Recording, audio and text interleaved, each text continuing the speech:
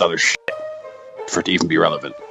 It's safe to say Andrew's passion for fighting has remained a massive part of his character, dating all the way back to the day he was born. If you believe this unhinged biography I guess he wrote himself, 2 weeks overdue, I was nose breathing already as the doctor held me upside down by my heels and my right fist was inside my mouth as I suckled. The doctor pinched my thigh to get a response and I growled, knitting my brow and trying to crane my head up to see who had attacked me. The doctor paled, shocked at my defensive powers. I did not cry.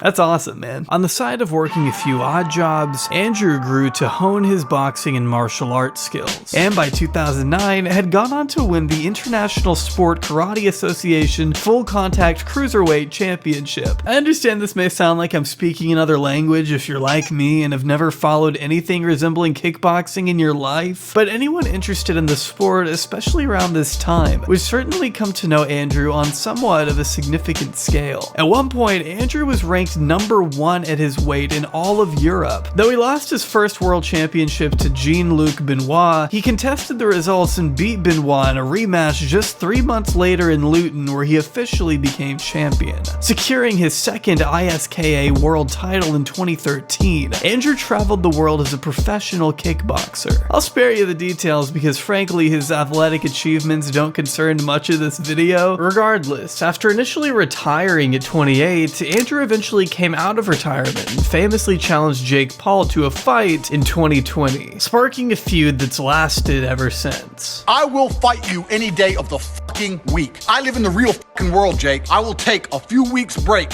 from living my retired life to kick the living fuck out of a fucking goofy, fucking entitled dickhead like you. He runs with this whole thing like, what color is your Bugatti?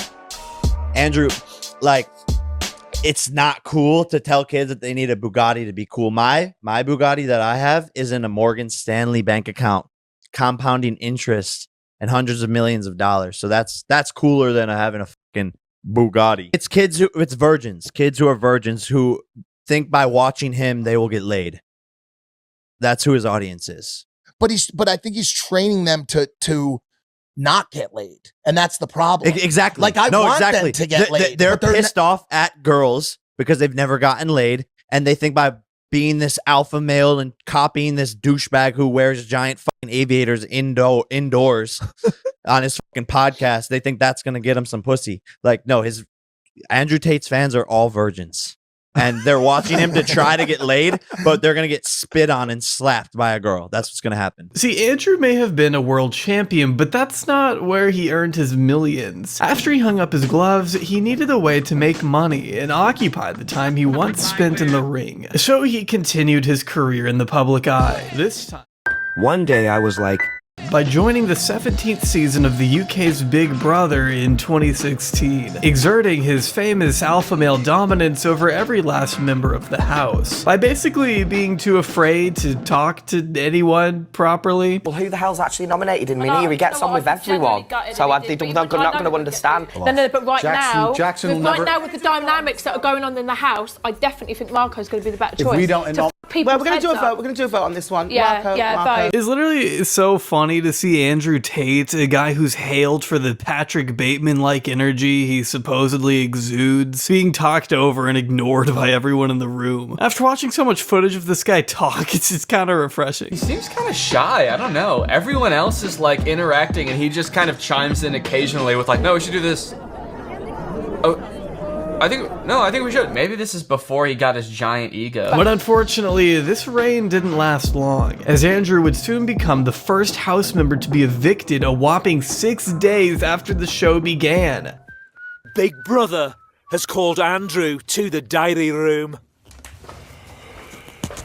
Due to events in the outside world, Andrew has had to leave the Big Brother house. What? Oh my God, that's the first one out. That's right, Andrew Tate lasted almost 2 weeks less than even Sam Pepper. I don't know what it is with absolute freak shows going on the British Big Brother, but someone should probably look into that. With such little time actually spent on the show, navigating the scene and making awkward conversation with other house members, you must be wondering, why'd he leave so soon? Well, it depends who you ask. If you ask Channel 5, it has to do with some outside activity, accompanied by a leaked video of Andrew seemingly lashing a woman with a belt. Now, both parties have since defended the video as consensual and that the belt didn't actually hurt her, before Tate shared an image of the girl holding the belt and posing with a tattoo reading Tate's property on her pubic region. I'm not going to show the video here because it still makes me uncomfortable, and there are a few other abuse allegations we'll be sure and cover later. According to him, the real reason he was kicked off the show was because of his master plan. The producers were too afraid of him enacting. To quote Andrew, "I had an amazing master plan, and the producers of the show were worried that if I did such an amazing plan and got caught, that it was gonna kick off in a big way." Real shame we never got to see it. Always a little hard to know exactly what Andrew means considering his bizarre relationship with words. Which leads us to another signature aspect of Andrew Tate, his infamous persona. Whether or not Andrew is playing some kind of character or saying these things to be satirical may be clear to some, but remains undetermined in the eyes of other spectators. Which is reasonable enough. It's hard for any normal person to watch this and assume he isn't joking. If I were to get on a plane and that plane was to fly into the eye of a hurricane, there was a 50% chance of it crashing, I'd want a male pilot because I think that males are better under stress and under pressure. I think they're less likely to get emotional in a life or death situation. That's why they make better soldiers. Only issue is, he isn't joking. At least not according to him. I mean what I say, but I'm funny. But it's certainly, definitely authentic. I might be delivering things in a more dynamic way depending on the setting. But all in all, that's basically pretty much what I'm like. This is the real me. I have a showbiz version, but it's all very real. These are the things I say. These are the things I believe. These are the things I talk about in my private networks. I just don't talk about them here to public. I don't talk about them nearly as deep or as advanced. While his diehard supporters may jump at the chance to dismiss some of his more offensive language as nothing more than crude humor, Andrew himself has openly stated the contrary, insisting that every take, every opinion he lays out in front of us reflects his genuine beliefs. Now, he may lean into the douchebag persona from time to time by use of hyperbole or by getting a massage during a debate with XQC, but that doesn't mean his words represent anything other than his true school of thought. And anyone who may imply otherwise is both enabling harmful rhetoric and dismissing a major part of Andrew's identity. In fact, even he would consider it offensive. I'm genuinely confused. So when the camera's off, yes. I stop believing the things I've lived. That is true. Andrew, I stop believing the things I say. Only a person with a low IQ would even contemplate that's a possibility. So when someone comes along and goes, he's an actor, what is the logic fail? He isn't playing a character, this isn't satire, and the more people willing to write him off as such are only aiding to normalize this kind of language going unchallenged as it gains traction. How to remove objects in your photos and mainstream. You don't go to the gym to get strong, to just be weak in secret. It doesn't make sense. It doesn't make any sense. Besides, this kind of behavior from Tate is nothing new. Sure, he may have only risen to online notoriety over the past few months, but he's been known to grace tabloid headlines since before his fans exited the womb. And I know Andrew's fans may roll their eyes, but I have to give another trigger warning here, as this next segment will be discussing Andrew's various brilliant takes on sexual harassment. And by brilliant, I mean god-awful. In October of 2017, Andrew went on a bizarre rant that would become rightfully chastised by celebrities and news publications all over Europe, beginning with the assertion that women coming out against Harvey Weinstein shouldn't qualify as victims if they, quote, exchange sex for opportunity. Tweeting, "Harvey, creep,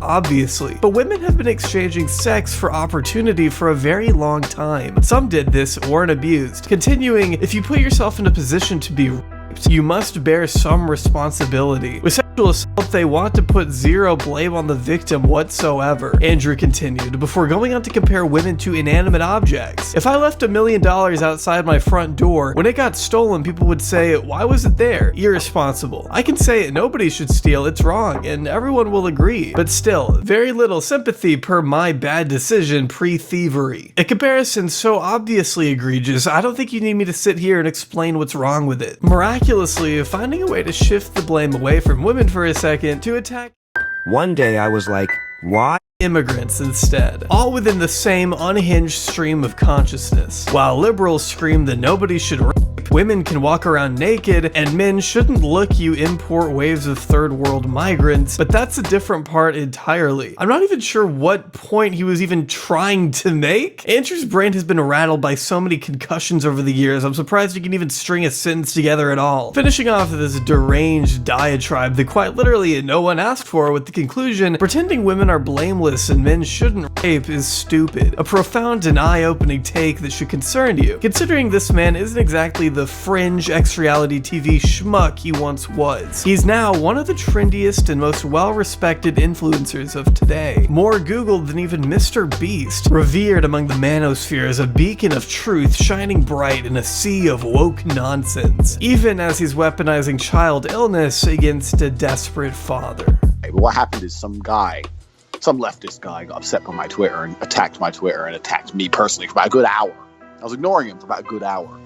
He said something like, if I had your kind of money, my son wouldn't be in trouble. And then I replied, well, what's wrong with your son? John Rosenberg is an award-winning cartoonist known for a variety of webcomics he's produced over the years. One of his sons has cerebral palsy, and a few years ago was accepted for a life-changing surgery that had the potential to treat his condition. The only issue was, as one could assume, the procedure wouldn't be cheap. But with John having a decent following online, he decided to set up a GoFundMe to provide the means needed for his son to get surgery. A noble cause that pretty much anyone on the planet could support, other than one man, Cobra Tate. After the two shared a heated back and forth in October 2017, a big month for Andrew, I guess, John remarked that if only he had the same fortune as Andrew, he'd be able to pay for his son's surgery no problem. To which Andrew responded with, do you feel like a failure that the amount you need to help your own son is less than a quarter than I spend on my 5 cars? I will help you if you ask. It's nothing to me. Your comic books have failed, but I am a success. Ask nicely and I'll save your son. Going on to doubt the existence of his child's medical condition entirely, falsely accusing John of lying about his son's cerebral palsy before repeatedly insisting he begged him for money. When in reality, John responded to this little offer with, you can take your money and shove it up your superior asshole, Cobra Potato. Come punch me already. So, I wouldn't exactly call that begging. Plus, unbeknownst to Tate, John had already reached his goal with over 1,000 people raising $65,000 in just a week, all before the top G ever extended his selfless offer. But that didn't stop him from taking credit and reveling in the glory provided by his brainwashed fans, retweeting one post that read, Andrew, the hero we don't deserve but badly need. As far back as this exchange may have been, it's important to realize just how little has changed over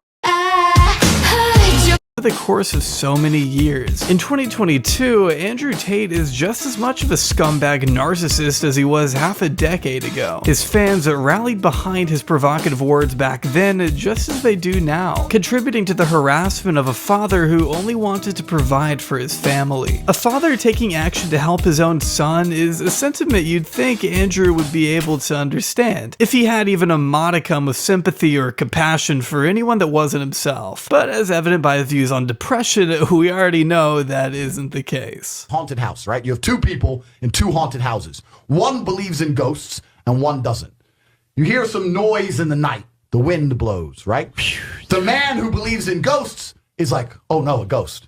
Now he's scared. The guy who doesn't believe in ghosts goes, wind, whatever, and goes back to sleep. Do you understand that it's the belief that gives it power? Right. If you don't believe in ghosts, the ghost can't hurt you. If you don't believe in depression, you can't become depressed. And I refuse to believe in something that's going to weaken me.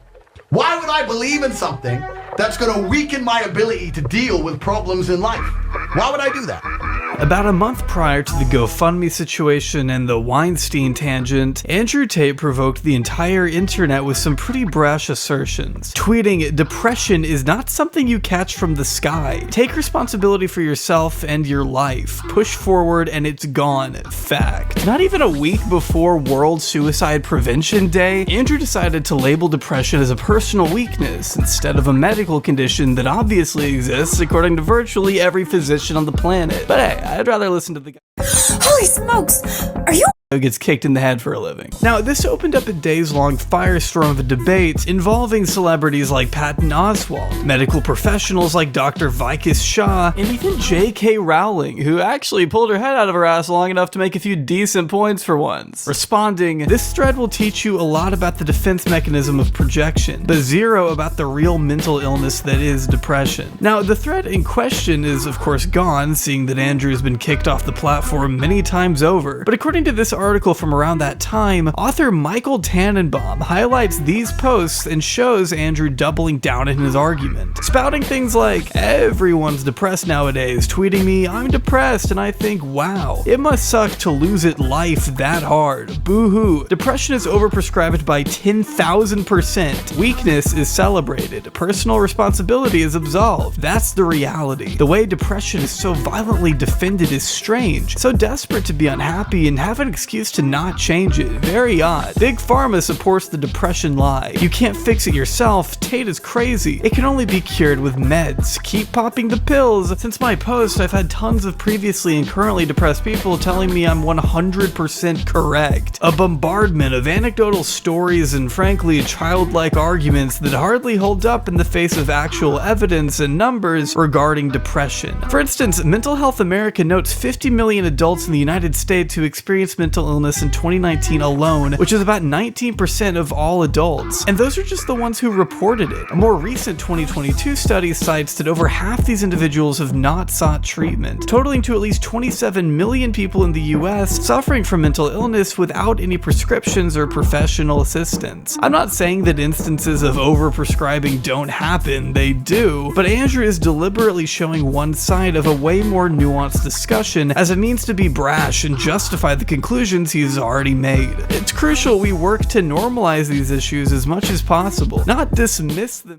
How to remove objects in your photos and ostracize those who are struggling with depression. Pinning the root of depression on weakness simplifies the very real, legitimate factors that may be contributing to your ailment. Factors that are often out of your control. But don't listen to me, take it from Robin Williams' daughter, who responded to Andrew's tirade with, "Whatever your intention, this happy people telling the depressed to get off their ass mentality is harmful, problematic, and wholly useless," she wrote. There are no experts in happiness, and he's clearly not an expert in depression. There is pain in suffering. There shouldn't be shame. To those internet bros out there who think that manning up means showing a complete lack of empathy, fear the day you need it. It'll come. People come at me and think they're smart. And they say, well, what about Robin Williams? He was famous. He killed himself, blah, blah, blah. And I say, yeah, and I'll tell you why he killed himself. He killed himself because of people like you who are telling him depression is real, not people like me. If he would have walked into his first therapy session and his therapist said, look, Robin, you're a millionaire, you're famous, you can fuck any woman alive. You coming here is insulting to people with PTSD and genuine conditions. Grow up and get the fuck out my office.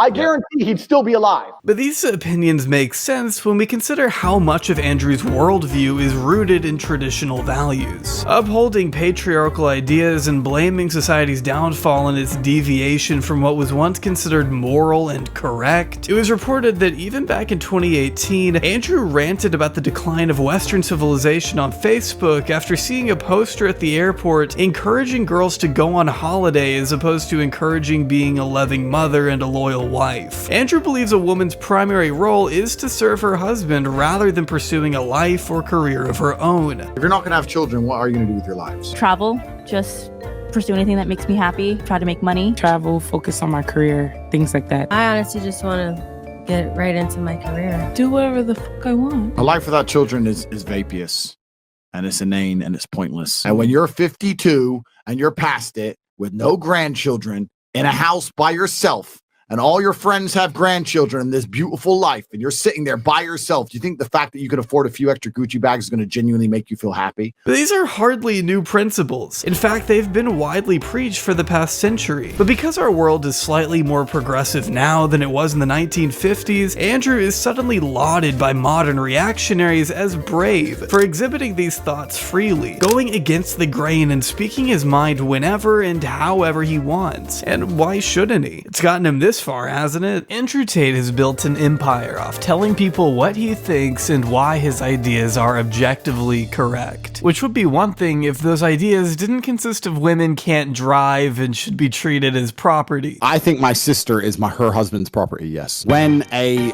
bride is walking down the aisle to marry the groom, the father walks next to her and gives her away. I'm not saying anything which is really, truly even controversial. The whole world agreed that the woman belongs to the man when she decides to give herself to a man. I mean, if you knew anything about Andrew before clicking this video, it's that he isn't exactly the poster child of modern day feminism. A lot of these dudes talk about fertility and looks and stuff. If I meet a girl who's 33 and single, I know the amount of dick that's been through her before me is just simply unattractive. If I get a 19-year-old girl, I might be her second or third man, right? But in general, this is also one of the reasons men find youth attractive. You want to blow up the internet? I'll blow up the internet right now. The reason 18 and 19-year-olds are more attractive than 25-year-olds is because they've been through dick. I'll say this right here on the internet. Once you're 18, if you want to get yourself a real man, I know a guy. You do? I do, yeah. I do know a guy. Who is it? What? It's a long story. I can't tell you exactly who because there's bad things about it. Yo, there's no way you just said that. Casually comparing women to the likes of animals or inanimate objects without even thinking about it, dehumanizing language is just embedded in his vocabulary. When pressed by Barstool's Dave Portnoy, Tate went on the defensive, stating that any woman who views herself as equal to a man is the exact kind of woman he would never give his time of day. But there are also plenty of women who view themselves as every bit the equal of a man. Those are the exact kind of women.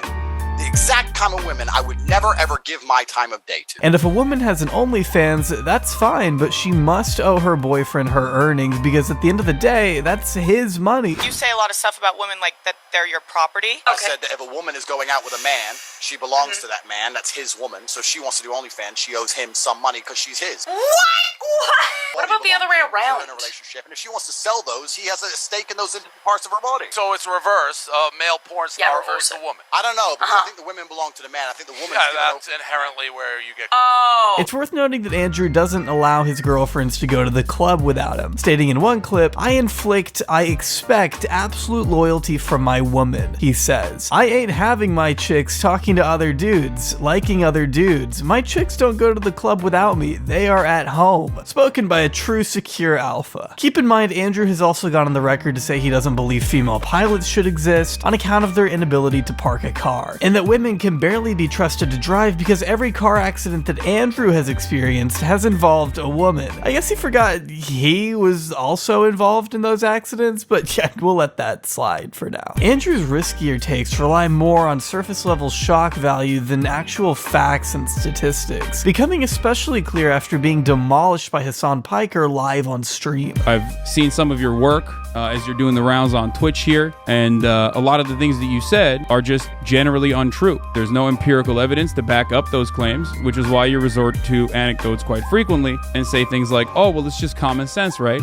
But it's not technically common sense. My personal opinion based on my personal biases of my life experience. There is a truth, and then there is your own personal opinion backed by anecdotes from your own personal experiences. The fact that you're going on the internet, finding some study and saying that this is the truth, especially after the age of COVID and all the fucking truth we were told with that garbage, you want to sit here and say, oh, the internet said X. I'm sure the internet did. I'm talking about my personal experiences, and some people agree with me and some people do not. That is perfectly fine. Don't give a fuck if people agree with me or otherwise. People are listening to me and they're either agreeing with me or not. I know, but you're still wrong, and that's the problem. I disagree with you.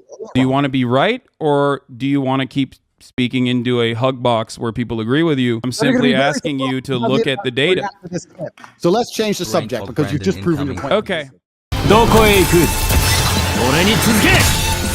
Andrew, do you believe? Well, you didn't really prove anything, but it's cool. Do you believe the Earth is flat? Oh, he took his headphones off. He gets very stressed sometimes, and Yeah, it's cool. It's important.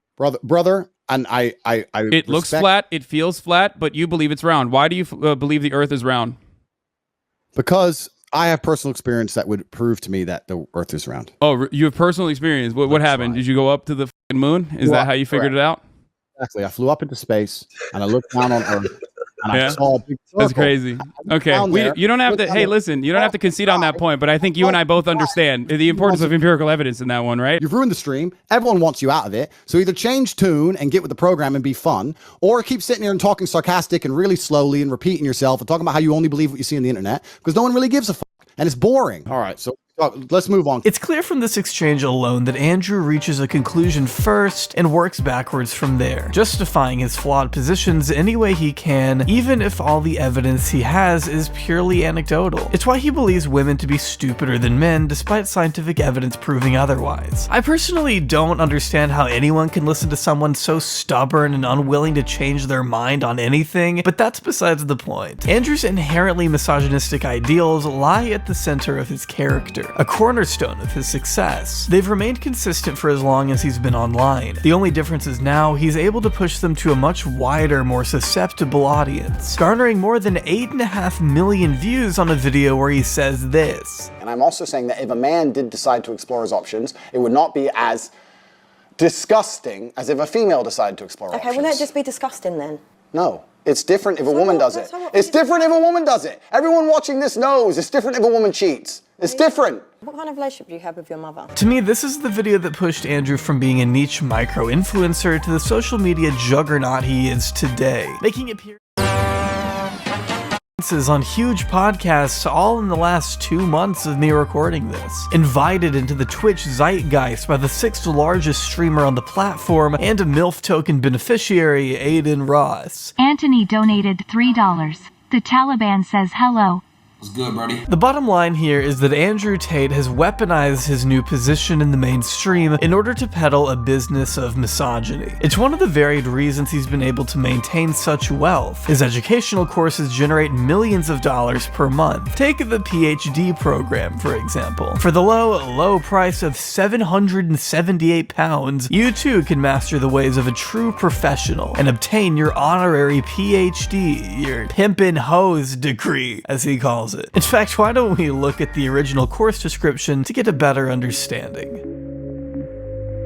My name is Andrew Tate. I'm the most competent person on the entire planet to teach you about male-female interactions. How did I become rich? Webcam. I've been running a webcam studio for nearly a decade. I've had over 75 girls work for me, and my business model is different than 99% of webcam studio owners. Over 50% of my employees were actually my girlfriend at the time, and out of all my girlfriends, none were in the entertainment industry before they met me. I don't know if that's a flex. First thing, keeping 4 girlfriends all happy is hard work and leaves you with very little time. So you learn how to streamline getting new good girlfriends. All women are not created equal. This is how I came up with what is now the PhD system. I learned the most time efficient way to meet girls, get them through the dating process, get them to bed, test if they're a good girl or not, and begin the process of them falling deeper and deeper into love. That is my skill, to extremely efficiently get women to fall in love with me. That's it, and no one else on the internet is teaching this. No one. Which is a lot to lay out there. In fact, I guess it's no wonder he's since removed the subscription after it caused an uproar online. This webcam business of his has remained an area of question since it was profiled by the UK's Sunday Mirror, in which they described the Tate brothers' business as a total scam. Oh wait, except that's not the Mirror saying that. It's Andrew and Tristan themselves telling you they're running a scam. My first 2 girls who worked for me because they loved me.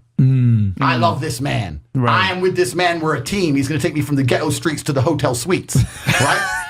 So we're working together. According to the Tate Bible, Andrew's own book that I read so you don't have to, you're welcome, thank me later, Tate introduces his business by writing, "Beautiful women work for me and make me millions of dollars. They obey me because they love me. They clean my house and make me coffee and get naked